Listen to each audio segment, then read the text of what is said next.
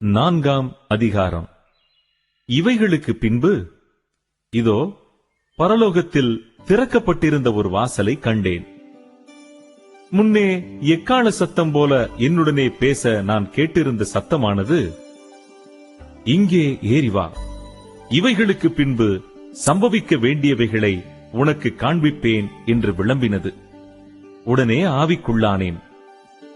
அப்பொழுது இதோ வானத்தில் ஒரு சிங்காசனம் வைக்கப்பட்டிருந்தது.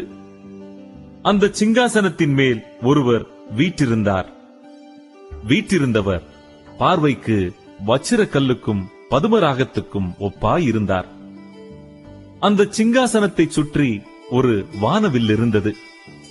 அது பார்வைக்கு மரகதம் போல் தோன்றிட்டு, அந்த சிங்காசனத்தை சூழ 24 சிங்காசனங்கள் இருந்தன. 24 மூப்பர்கள் வெண்வஸ்திரம் தரித்து தங்கள் சிரசுகளில் பொன்முடி சூடி அந்த சிங்காசனங்களின் மேல் உட்கார்ந்திருக்க கண்டேன். அந்த சிங்காசனத்திலிருந்து மின்னல்களும் இடிமுழக்கங்களும் சத்தங்களும் புறப்பட்டன. தேவனுடைய 7 ஆவிகளாகிய 7 அக்கினி தீபங்கள் சிங்காசனத்திற்கு முன்பாக எரிந்து கொண்டிருந்தன. அந்த சிங்காசனத்திற்கு முன்பாக பளிங்கு கொப்பான கண்ணாடி கடல் இருந்தது. அந்த சிங்காசனத்தின் மத்தியிலும் அந்த சிங்காசனத்தை சுற்றிலும் 4 ஜீவன்கள் இருந்தன.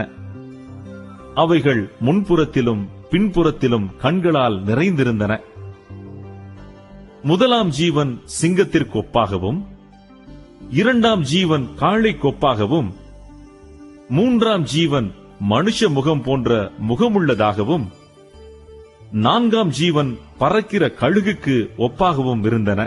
அந்த 4 ஜீவன்களிலும் ஒவ்வொன்று அவ்வாறு சிறகுகள் உள்ளவைகளும் சுற்றிலும் உள்ளேயும் கண்களால் நிறைந்தவைகளுமாயிருந்தன.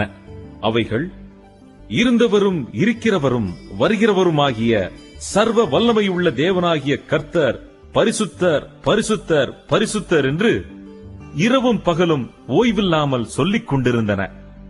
மேலும் சிங்காசனத்தின் மேல் வீற்றிருந்து சதா காலங்களிலும் உயிரோடு இருக்கிறவருக்கு அந்த ஜீவன்கள் மகிமையையும் கனத்தையும் ஸ்தோத்திரத்தையும் செலுத்தும் போது 24 மூப்பர்களும் சிங்காசனத்தின் மேல் வீற்றிருக்கிறவருக்கு முன்பாக வணக்கமாய் விழுந்து சதா காலங்களிலும் உயிரோடு இருக்கிறவரை தொழுது கொண்டு தங்கள் கிரீடங்களை சிங்காசனத்திற்கு முன்பாக வைத்து, கர்த்தாவே, தேவரீர் மகிமையையும் கனத்தையும் வல்லமையையும் பெற்றுக் கொள்ளுகிறதற்கு பாத்திரராயிருக்கிறீர்.